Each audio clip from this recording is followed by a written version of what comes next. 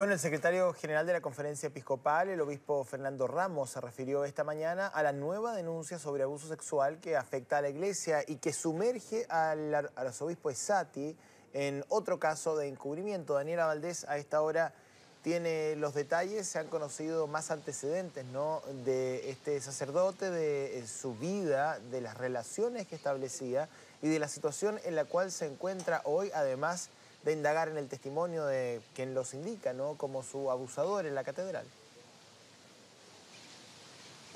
Hola, José Antonio, Priscila. Sí, había llamado al obispo Ramos a esta conferencia de prensa para básicamente hablar sobre lo que fue la Cumbre Vaticana hace algunos días y esta reunión con el Papa donde participaron varias autoridades de la Iglesia para hablar sobre las reformas, sobre cómo tratar el tema de los abusos en la Iglesia Católica, y se le consultó por este tema, por supuesto, que sale a la luz y que golpea a la Iglesia Católica una vez más. Esta denuncia que hace una persona adulta en situación de calle que dice entonces haber sido drogada y violada al interior de la catedral entonces por un sacerdote. Bueno, se le consultó, él aclaró entonces que poco conocía al padre Tito Rivera, que había trabajado con él muy poco, pero que sí le había tocado llevar la investigación previa de este caso y que después, cuando ya había resultado el fallo, él se encontraba entonces en Rancagua. Recordar entonces que esto ocurre cerca del año 2015 cuando Daniel Rojas Álvarez, en situación de calle, entonces ingresa a la catedral para pedir ayuda para comprar así un medicamento para una de sus hijas que estaba enferma.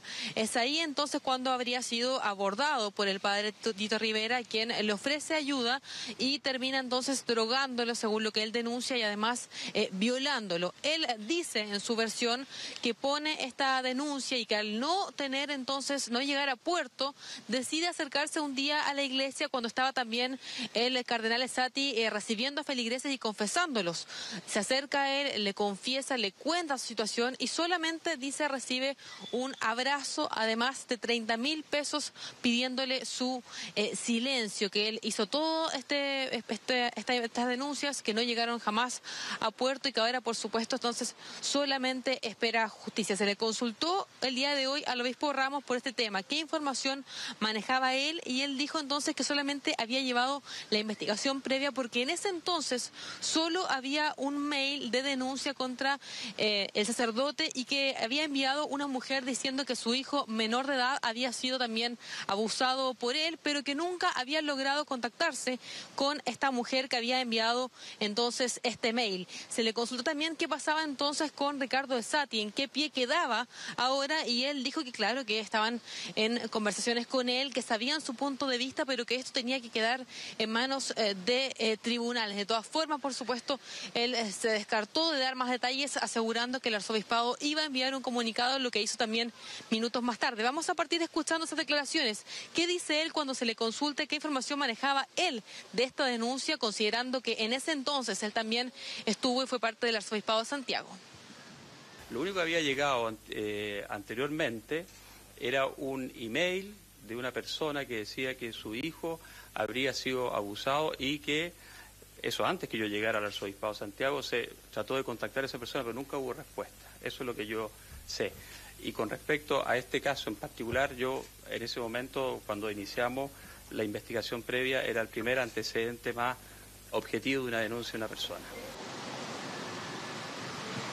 Claro, de todas formas, decía él que esto era inaceptable, que estaban, por supuesto, en contacto con Ricardo Esati, porque él era parte entonces del comité permanente, que lo han hablado, que manejaban su punto de vista, pero que dejaban, por supuesto, el tema en manos de tribunales. Se le consultó si casos como este, por ejemplo, se habían conversado en la reunión con el Papa, y él dijo que esto no se habían tocado casos de manera particular, pero sí se había tocado el tema de cómo abordarlos, de cómo mejorar la transparencia, porque eso es lo que muchas veces les ocurría, que no sabían finalmente cómo abordarlos, y que quizás era una buena alternativa pensar también en grupos de apoyo para poder manejar de mejor forma estos casos. Después de esto, bueno, escuchemos las declaraciones que dio también cuando se le pide de todas formas su opinión a raíz de esta denuncia.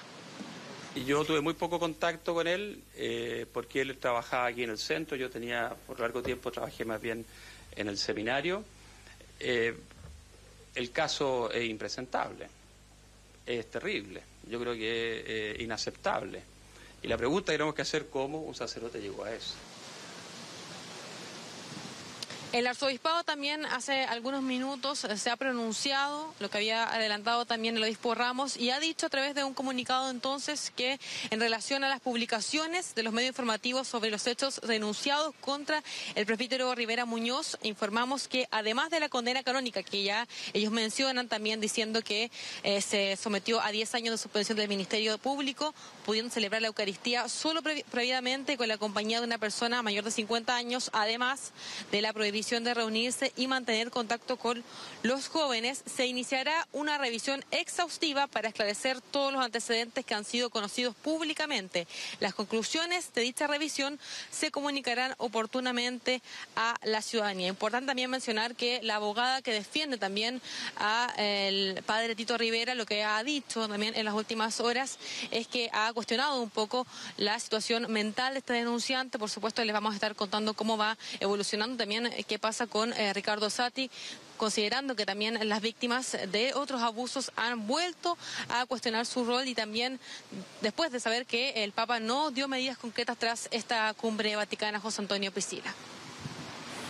Bien, pues la verdad es que, claro, es un caso que ha estremecido muchísimo a la opinión pública. El testimonio, además, es muy conmovedor.